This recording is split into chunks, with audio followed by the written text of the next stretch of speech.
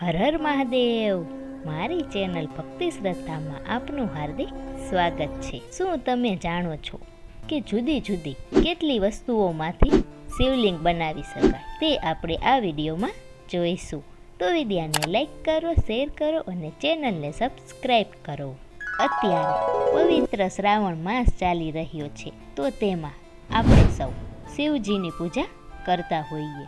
તો આજે શિવજીની શિવલિંગો વિશે જાણીશું કે ચારે ચાર યુગમાં શેના શેના શિવલિંગો હતા, તેમાં પણ કળિયુગમાં કયા શિવલિંગની પૂજા સૌથી શ્રેષ્ઠ માનવામાં આવે છે, અને જુદી જુદી 12 વસ્તુઓમાંથી શિવલિંગ બનાવી શકાય છે. શું તમે જાણો છો કે તમે એવી પરિસ્થિતિમાં હોય કે તમારી આસપાસ ક્યાંય શિવલિંગ ન હોય, અને તો તમારે કઈ જગ્યાએ અભિષેક કરવો કે જે શિવલિંગ પર અભિષેક કર્યો બરાબર ગણાય છે?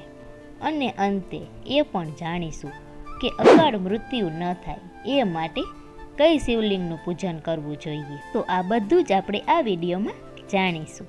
તેમાં સૌ પ્રથમ જોઈએ ચારે ચાર યુગમાં કયા કયા શિવલિંગો હતા. તો તેમાં જોવા જઈએ તો સૌ પ્રથમ સતયુગમાં રત્નોનું શિવલિંગ હતું અને તેની પૂજા કરવામાં આવતી હતી. ત્યારબાદ ત્રેતા યુગમાં સોનાનું શિવલિંગ હતું, તે શિવલિંગ ત્યારે શ્રેષ્ઠ મનાતું.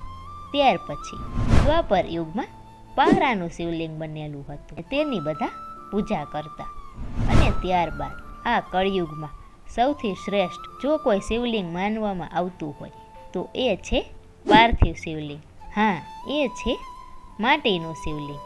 આમ તો જુદી જુદી 12 વસ્તુઓમાંથી શિવલિંગ બનાવવામાં આવે છે. તેમાં પથ્થરનું શિવલિંગ બનાવી શકાય, ધાતુનું શિવલિંગ બનાવી શકાય, લોટનું શિવલિંગ બનાવી શકાય, અને ગાયના છાણનું પણ શિવલિંગ બનાવી શકાય છે.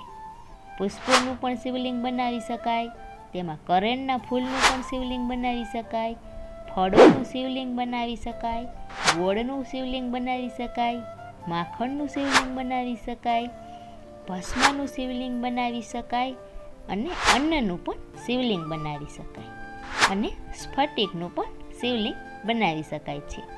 અને તેમાં સૌથી શ્રેષ્ઠ માટીનું શિવલિંગ બનાવી શકાય છે. મહાદેવજીનું જે શિવલિંગ હોય તે લિંગની પીઠ હોવી જરૂરી છે, જે થાળું કહેવાય છે. એ સાક્ષાત પાર્વતી સ્વરૂપ છે. જો કોઈ શિવાલયમાં પાર્વતીજીની મૂર્તિ ન રાખો તો ચાલે, કેમ કે થાળું એ સાક્ષાત પાર્વતી છે. જ્યારે પણ આપણે શિવલિંગની પૂજા કરતા હોય ત્યારે થાળા ઉપર પૂજાની સામગ્રી ન રાખવી જોઈએ, એ દોષ ગણાય છે.